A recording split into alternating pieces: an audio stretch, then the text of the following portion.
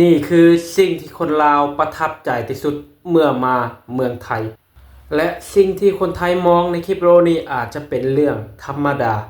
แต่สำหรับคนลาวแล้วนั่นคือสิ่งที่ว่าประทับใจที่สุดเมื่อมาเมืองไทยไปรับชมคลิปพร้อมๆกัน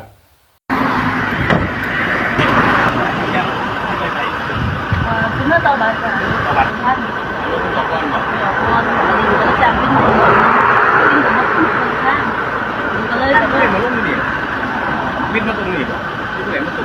งเพื่อนข้าวเราดีนี่คือใจดีมาส่งมีคนทุกไม่ดีราคารถถูกที่นี่เขาติดต่อรถอยู่บอกจองกับติดต่อเนี่ยดูอย่างเมื่อตอนมาคืออันนู้นหอบมุกอาหารเป็นต้องหอบบอกกระโจนมุกอาหารเลยครับแล้วที่เดี๋ยวพี่จะไปส่งบอกจองกับติดครับ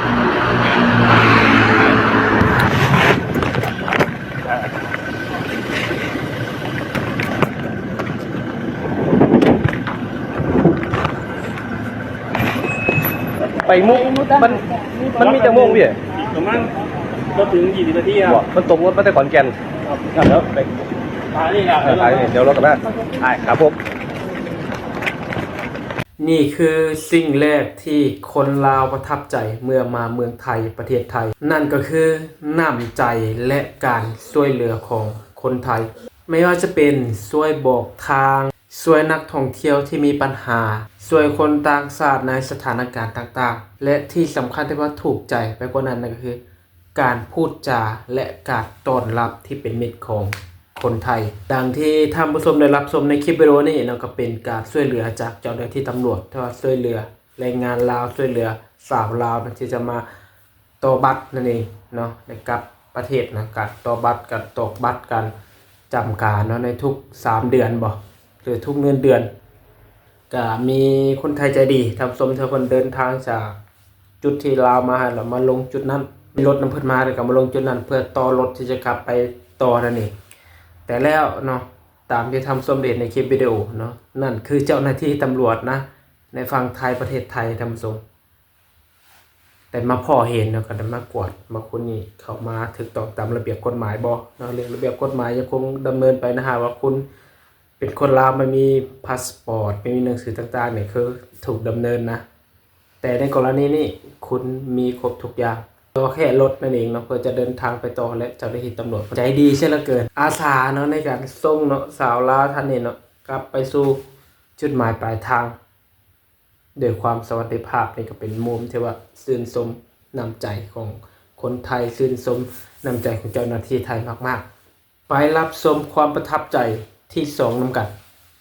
คุณแม่บอกว่าการเดินทางในประเทศไทยนี่สามารถสะดวกสบายแท้มีรถไฟฟ้าหลายสายให้เลือกใส่นั่งแป๊บเดียวตากแอร์เย็นๆก็หอดจุดหมายปลายทางแล้วหลังจากที่พาคุณแม่มากรุงเทพก็เต็ม1 อาทิตย์เต็มๆนั่นทุกคนให้คุณแม่พักผ่อนยาวๆมาผู้ดี1 อาทิตย์ดีๆมื้อนี้ก็เป็นวันแรกของคุณแม่นั่นทุกคนที่จะได้ไปเห็นเมืองกรุงเทพแบบเต็มระบบสำหรับชีวิตของคุณแม่ตั้งแต่เกิดมาบ่เคยเห็นเมืองกรุงเทพจักเถื่อนั่นทุกคนมื้อนี้คุณแม่ก็ตื่นเต้นคอยก็ตื่นเต้นนั่นทุกคนเพราะว่าบ่คิดว่าชีวิตนี้จะพาคุณแม่มาเที่ยวกรุงเทพได้คอยเป็นคนมักเล่นมักเที่ยวมักไปเบิ่งสถานที่ต่างๆสวยๆงามๆก็แอบคิดมาตลอดเลยทุกคนว่าอยากให้คุณแม่มายืนบนจุดนี้เด้แต่พอมื้อนี้ก็สามารถเฮ็ดได้ก็รู้สึกว่าดีใจแฮงเนาะทุกคนไปเที่ยวมื้อนี้แม่นไป2 คนกับคุณแม่เนาะทุกคนเพราะว่าแฟนคอยยังบ่หยุดงานนั่นเองคุณแม่เห็นตึกแต่ละตึกนี่แบบว่าเพิ่นว่าโอ้บ่คิดว่าชีวิตนี้สิได้เห็นเนาะทุกคนเพิ่นถามขึ้นมาว่าข้างบนน่ะมีคนอยู่บ่เพิ่นบอกว่าเข้าไปอยู่ได้จังได้เข้าบ่ย่านเพราะเขาคือนอนหลับมันสูงขนาดนี้ก็เลยบอกเพิ่นว่าถ้าเขานอนบ่หลับนี่เขาบ่ลงทุนซื้อเป็น10 ล้านคุณแม่เอ้ยเพิ่นก็ยังสงสัยอีกหลายอย่างนะทุกคนเพิ่นว่าคนมาแต่ใช่ขึ้นไปอยู่มันนั้นคนคือมาลายแท้คุณแม่เห็นตึกแต่ละตึกนี่มันตื่นเต้นไปหมดเลยเนาะทุกคนเพิ่นว่าคือในโทรทัศน์เลยกับอีกอย่างอลังการกว่าในโทรทัศน์สถานที่ที่เฮามามื้อนี้ก็เป็นจุดแรกของเฮานั่นเองเนาะทุกคนเฮาสิไปอีกหลายจุดบ่อนนี้แม่นสถานี2 นนทรีย์เนาะทุกคนพาคุณแม่แวะเบิ่งตึกซื่อๆแล้วก็นั่งสิไปต่ออีกความประทับใจที่2นะคือความสะดวกสบายในการใส่ชีวิตในเมืองไทยประเทศไทยมีรถไฟมีรถเมล์มีรถตู้มีรถโดยสารมีรถแท็กซี่ให้คุณสะดวกสบายมีมอเตอร์ไซค์ทุกเขตทุกสถานที่ว่าคนอยากไปจุดไหนมองใดเนาะโดยเฉพาะเป็นรถไฟเนี่ยโหนั่งเย็นๆแล้วจากจุดนี้ไปจุดนี้แป๊บเดียวครับหนุ่มลาวคนพาแม่มาเที่ยวในเมืองไทยนั่นเองเนาะได้เห็นสิ่งที่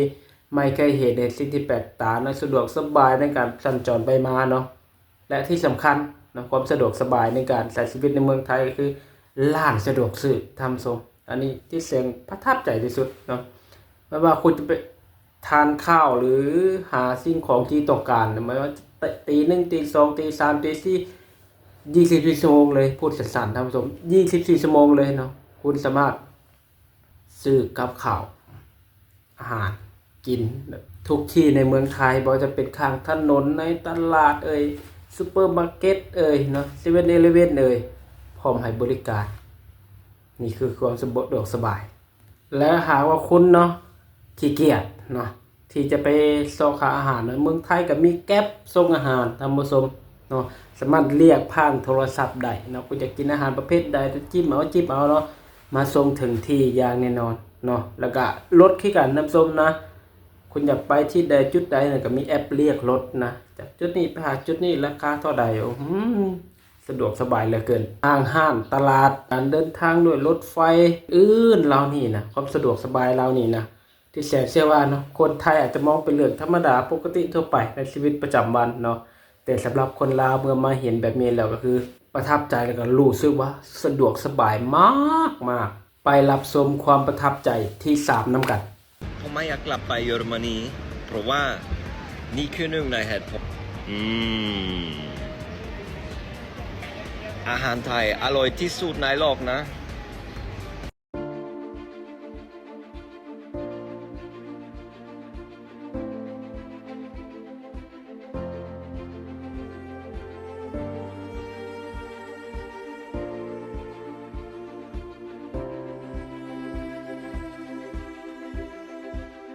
ความประทับใจที่3นั่นก็คืออาหารไทยท่านผู้ชมในคลิปนี้ที่แสดงให้ท่านผู้ชมรับชมต่างชาติแต่ว่าชิมอาหารไทยแต่สำหรับคนลาวเนี่ยชอบยิ่งกว่าต่างชาติอีกนั่นก็คืออาหารลาวกับไทยเนี่ยท่านผู้ชมนี่คล้ายคือกันมากคุณไม่ต้องกลัวหลายคนที่ว่ากินอาหารจากฝั่งลาวว่าจะเป็นชนบทในตัวเมืองเมื่อเข้ามาเมืองไทยปุ๊บอาหารมันจะเป็นต้องเปลี่ยนเลยนะครับกินแบบบ้านเราอะไรอยู่ในเมืองไทยมีเบิดเลยเนาะอันนี้ก็เป็นความประทับใจอาหารในเมืองไทยแล้วก็มีหลายแนวให้เราเลือกกินอีกมีอีกหลายอย่างที่เราไม่เคยกินตั้งแต่เกิดมาเมื่อไปเมืองไทยบอกเลยว่าติด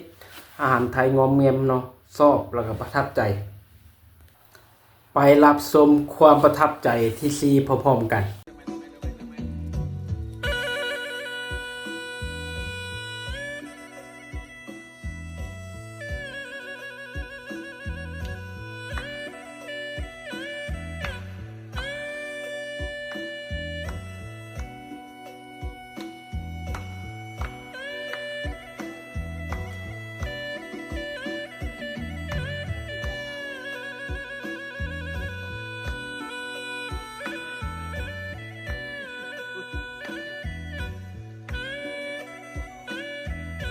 และความประทับใจที่4ท่านผู้ชมนั่นก็คือเมืองและการเดินทางนั่นเอง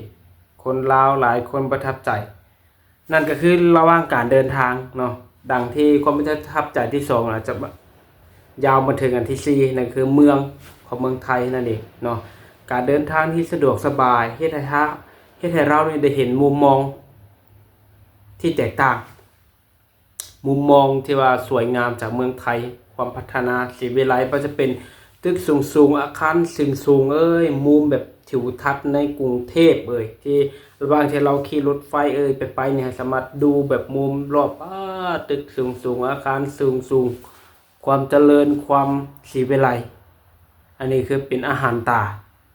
ของกับชาวลาวที่ประทับใจเมื่อมาเมืองไทยเนาะบางคนก็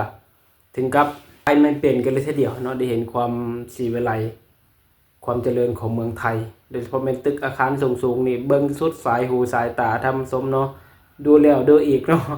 ว่าโอ้คนไทยนี่ทำได้ยังไงเนาะครับตึกสูงปานนี้สร้างมาได้ยังไงเนาะและไปดูความประทับใจถ่ายที่สุดท้ายกันนำกันท่านผู้ชมว่านั่นคือสิ่งไหนคือมึงกูเชื่อแล้วว่าเวลาฝรั่งเขามาบ้านเราเขาบอกว่าประเทศเราปลอดภัยคือมันมีฝรั่งแบบทิ้งคอมกับของไว้เลยที่สตาร์บัคกับมึงแล้วก็แล้วคือเขาก็คงออกไปกินข้าวอะไรเงี้ย กูก็ไม่กล้าลุกอะกูดูของให้เขากูกลัวของเขาหาย มีความปลอดภัยในประเทศไทยเมืองไทยท่านผู้ชมนี่ดังในคลิปท่านผู้ชมนั้นเราเห็นบ่เนาะต่างชาติเนาะคอมพิวเตอร์มือถืออะไรต่างๆเนาะมือลิ้นเหนื่อยเนาะกระเป้กระเป๋าปะไปในตัวแหละท่านผู้ชมออกไปทานข้าวกินข้าวอยู่ห้านเจยเลยเนาะเป็น30 นาทีชั่วโมงหนึงกลับมาเนาะสิ่งของเครื่องใช้ที่เอาไว้มือถือไว้จุดไหนคอมพิวเตอร์ไว้จุดไหนก็ยังคงเหมือนเดิมอันนี้ก็เป็นสิ่งนึงที่ว่าทับใจแฮงในเมืองไทยเรื่องความปลอดภัยนี่คือทั้งหมดทั้งมวลที่ว่าคนลาวประทับใจที่มาเมืองไทยและยังไม่อีกหลายสิ่งหลายอย่างทำสมที่เสียงมาเพียงแต่จุดเล็กๆน้อยๆนั่นเองและเอาไปรับชมมุมมองคนไทยนำกันทำสมว่าทิศแสงมองประเทศไทยนี่เป็นแบบนี้แล้วเนาะและคนไทยเนาะเป็นคนไทยจะเกิดกับเมืองไทยเป็นชาติไทยเนาะว่าเขาจะมีความคิดเห็นอย่างไรบ้างว่าประเทศของตัวเองนี่เป็นประเทศที่ว่าสะดวกสบายไปรับชมมุมมองคนไทยความคิดจากคนไทยพร้อมๆกันประเทศไทยเนี่ยสบายที่สุดในโลกมึงฟังกูนะจากคนที่อยู่มาแล้วใช้ชีวิตอยู่แล้ว4 ประเทศทั่วโลกเที่ยวมาแล้วเกือบ40 ประเทศทั่วโลกสำหรับกูให้เมืองกูนั่นแหละที่1คืออย่างแรกเลยนะสิ่งที่ดีที่สุดในประเทศไทยเนี่ยเรื่องอาหารหาแดกคือมึงไปตามท้องถนนจะตี 5 ตี 4 6 โมงหลังแดกเหล้าแม่งมีให้กินหมดมึงยุโรปเนี่ยคือที่หาแดกยากที่สุดแล้วดังนั้นถ้าใครรู้สึกว่ามีปัญหาเรื่องการแดกไม่ต้องมาค่ะยุโรปลำบากอย่างที่2เลยที่ประเทศไทยเลิศคือนี่ค่ะระบบการโลจิสติกในประเทศเป็น domestic logistic คือโคตรจะเลิศมึงฟังกูนะกูอยู่อิตาลีกูต้องการหนังสือเล่ม 1เพื่อมาเรียนกับครูก้าไกลบ้านกูอยู่ในเมืองมิลานที่เป็นเมืองโอ้โคตรทราฟฟิกโคตรจะแบบยุ่งเลยอะแต่หนังสือเล่มเดียวที่กูต้องหาเพื่อเอามาเรียนกับครูก้ากูไม่สามารถหาได้กูต้องไปเมืองฟลอเรนซ์หรือกูต้องไปเมืองพาร์มาเพื่อซื้อหนังสือเล่มนี้เล่มเดียวคำถามคือแล้วทำไมไม่สั่งออนไลน์คะมึงฟังกูนะสั่งออนไลน์ในอิตาลีเนี่ยขนาดประเทศตัวเองหนังสือเล่มเดียวแม่งใช้เวลาส่ง 7-14 วัน7-14 วันมึงดูประเทศกูส่งอะเช้าอะเย็นถึงแล้วกูบอกเลยประเทศไทยเลิศสุดแล้วคิดถึงเมืองไทยมีคนถามว่าแล้วมึงจะมาอยู่ทำไมคะมึงมาอยู่แล้วมึงก็บ่นบ้านเมืองเขาเรื่องของกูค่ะกูมีเงินมาอยู่กูก็มีสิทธิ์จะบ่นกูจ่ายเงินให้ประเทศเขากูสร้างทราฟฟิกกูมารอบนึงกูเสียเงินกี่แสนกูก็มีสิทธิ์จะบ่นค่ะอย่ามาหาว่าบ่นไม่ได้เป็นอะไรหนูอยู่ในประเทศประชาธิปไตยหรือเปล่าแม้แต่คนไทยก็มองแบบนี้เนาะนั่นก็คือประเทศไทยคือสบายสุดแล้วประเทศอื่นๆเนาะทำการขนส่งเลยต่างๆนี่โอ้ต้อง7-14 วันแต่สำหรับเมืองไทยนี่ก็คือท่านผู้ชมเห็นแล้วการขนส่งไว้แป๊บเดียวเช้าเย็นถึงอาหารการกินสะดวกสบายอร่อยเนาะพอได้ไปก็ชอบพอได้ไปก็โอ้จากที่ว่าจอยๆเนี่ย50 กิโลนี่กลับมานี่60 กิโลเพิ่มไป50 กิโลแล้วก็ระบบต่างๆคือรับที่แสงว่าผ่านมาหั่นแหละอันนี้คือมุมของคนไทยที่แสงอยากให้ท่านผู้ชมได้รับชมกันแม้แต่คนไทยเขาเจ้ายังว่าประเทศตัวเองสะดวกสบายนี่แหละก็จึงเรียกว่าสยามเมืองยิ่งเป็นแดนสวรรค์ในเมืองคนที่ว่าต่างชาติต่างประเทศหลั่งไหลกันเข้ามาท่องเที่ยวเมืองไทยประเทศไทยย้อนว่ามีสิ่งที่ประทับใจในเมืองไทยหลายเนาะพอไปเที่ยวประเทศอื่นนี่ก็คือลำบากเนาะเมื่อมาประเทศไทยนี่บอกเลยว่าติดงอมแงมบางคนในทางผสมที่แสนขอพูดตรงๆนี่ต่างชาติต่างประเทศบางคนนี่มาท่องเที่ยวเมืองไทยนี่จนตังค์เบิดไม่เหลือตังค์สักบาทเลยเนาะเพราะมีสถานที่ท่องเที่ยวเยอะมากแล้วก็อาหารอร่อยติดงอมแงมเลยทำสมตังค์เบิดทำไงเนาะบางคนก็ไปรู้ภาษาอังกฤษก็ไปรับจ้างเป็นครูสอนอังกฤษบางคนก็ไปเป็นกรรมกรนะเพื่อเอาตังค์มาซื้ออาหารเพื่อเอาตังค์มาเที่ยวเมืองไทยต่อนี่คือความชอบความมักของมันต่างชาติที่มีต่อประเทศไทยนะท่านผู้ชมนะเอาตังค์มาเยอะๆนะคุณจะได้เที่ยวรอบในเมืองไทยเลยสำหรับคนไทยแล้วเรื่องนี้นะอาจจะมองเป็นเรื่องธรรมดาไปแล้วโอ้การช่วยเหลือกันความปลอดภัยอาหารเดินทางสะดวกสบายเพราะเขาจะครบในทุกวันแต่สำหรับคนลาวแหละต่างชาติต่างประเทศเลยมองว่าเรื่องนี้นี่เป็นความประทับใจเป็นความเลิศแฮงเป็นความที่ว่าสะดวกสบายมากๆเลยทีเดียวพ พบกันในคลิปหน้าสำหรับคลิปนี้ขอกล่าวคำว่าสบายดี สวัสดีครับ